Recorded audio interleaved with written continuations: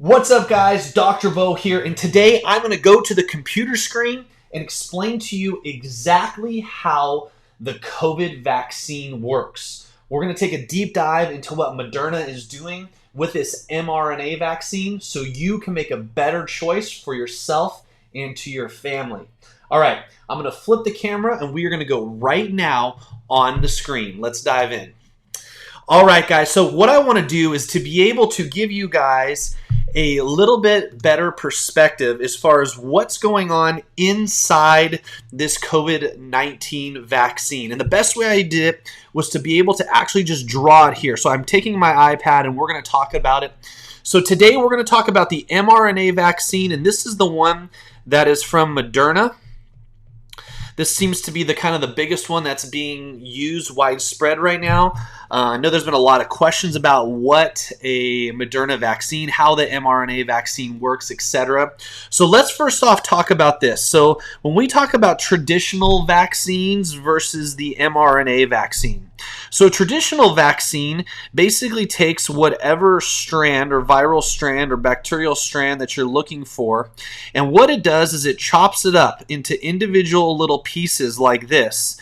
Then they'll take a piece of that strand like this and they'll inject that into the body. And then your body naturally builds antibodies against it, and then the hopes is that you have lifelong immunity to whatever strand or virus that your body is being exposed to. Now, the Moderna vaccine, this mRNA vaccine, is a completely new type of vaccine. Now, I'm kind of going back and forth here with my pen, and I'm hoping that you guys can kind of follow along a little bit with it. So let's talk about the Moderna or the mRNA vaccine. The way that they did it is they actually did this in opposite. So instead of taking the complete portion like you're seeing above, what they did is they actually started at the peptide level or the protein level. So what they did is they looked at the COVID viral, the SARS-2 molecule or SARS-2 virus, and then they looked at all of these little things that are sticking out. I'm sure that you guys have seen them on television. This is what is known as an S-peptide. And they took the S-peptide and they basically went inside the S-peptide and was able to pull out the mRNA of that S-peptide. So they went inside, grabbed this S-peptide, grabbed the mRNA for it, and then what they did is they took it and they put it in a lipid bilayer. And the reason that they do this is because your body has to be able to absorb it and recognize it as non-foreign, and it has to recognize it to actually cause some sort of reaction inside the cell. Now, this is kind of the whole reason that you could not use a traditional one, because if you use a traditional one, then the body basically would not recognize it and would not produce the correct antibodies. So they take the mRNA, like you're seeing here, they move it down here and they put it in a lipid bilayer. Then these little lipid bilayers, that's what all these little dots here, go inside the vaccine. Now I'm going to flip over to the next page so you have a better understanding. Then what we're doing is we're going to take the vaccine here and we're going to inject it into the body and into the cell. So the lipid bilayer binds here and allows the mRNA, which you're seeing in green right here, to allow to be inside the cell. Now, first off, they're telling us, and again, we don't know the science behind this, but they're telling us that it is not affecting the nucleus. Again, they're telling us that it's not affecting the nucleus. They haven't proven to it yet, and I'll talk about that in a little bit later because I want to definitely give you guys both sides of what's going on here. So basically what they're doing is they are producing the mRNA here in the cell. It's bypassing the nucleus, which means it's not being seen by the nucleus, and it's being taken into an area called your ribosomes. Now, what your ribosomes do, it's made up of something called endoplasmic reticulum, and the whole idea of ribosomes is it breaks down mRNA, like you're seeing here, and produces amino acids, which ultimately produce a protein structure. So this is your amino acid here. Then it's being converted, which is basically thousands of little amino acids like connected kind of like this in like a chain, and that creates a protein. The protein then signals to the cell wall, hey, look, I want to get out of here somehow. I need help getting out of here. And it causes this, it goes here on the cell, and there's something called the CD4 mechanism. It's basically like a transport, basically, that goes to the outside portion of the cell wall here, and it says, hey, look, I'm looking for help, basically. I'm looking for a way to get across. And there's a specialized cell here called a T cell. And T cells recognize basically the connection here onto their connection here, and that's what allows this protein to pass through into the T cell.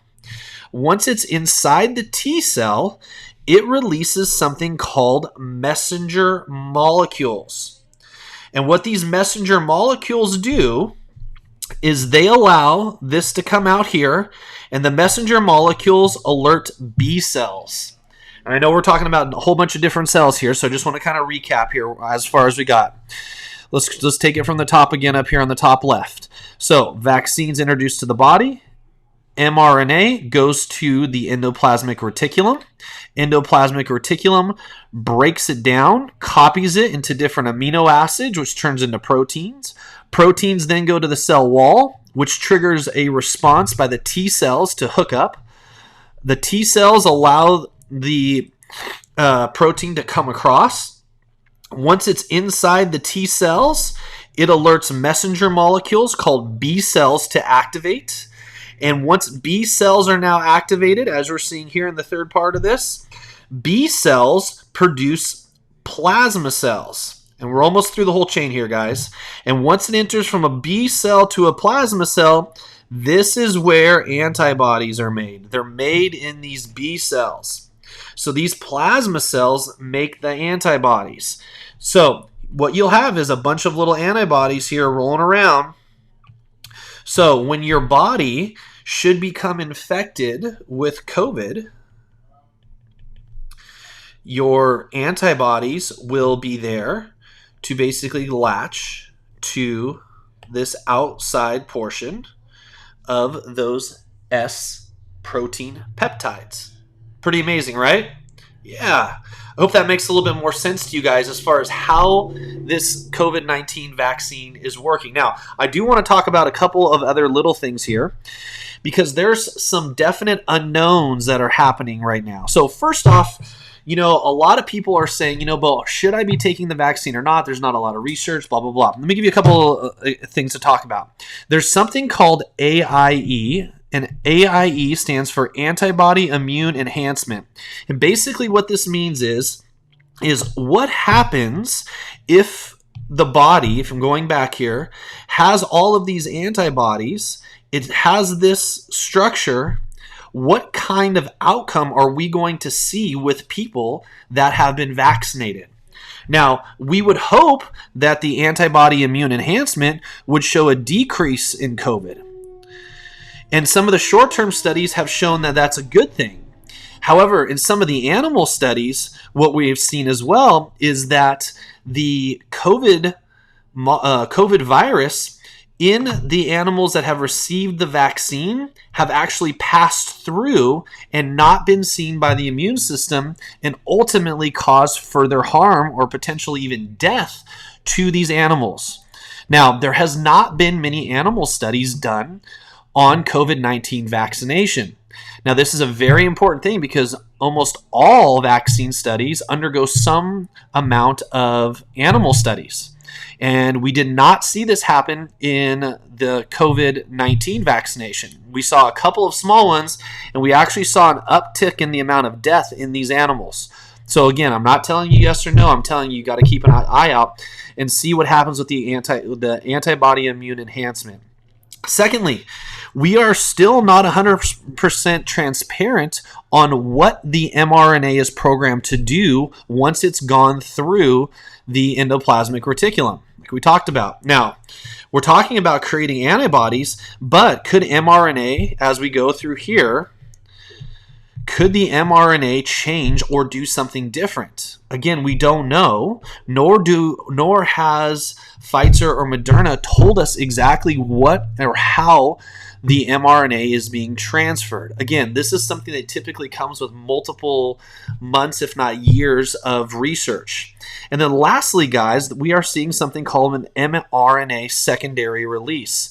And basically what that means is as this as this mRNA comes through this hole here, my question is, and what a lot of scientists are asking is, does it come through more than once? Meaning, does it come through a second time, or a third time, or a fourth time, or a fifth time? And if so, what is the other response going to be out into here? Again, we don't know. Our hope would be that it would just produce and follow this kind of path as well. But again, we don't know. We don't know what type of mRNA changes are going to potentially happen with a secondary release.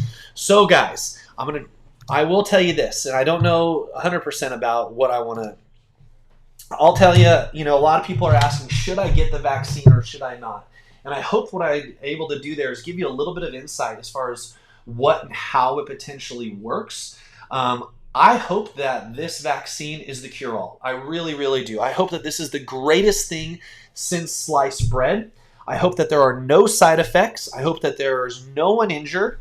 I hope that this really is the cure to COVID. I don't know if it is right now or not.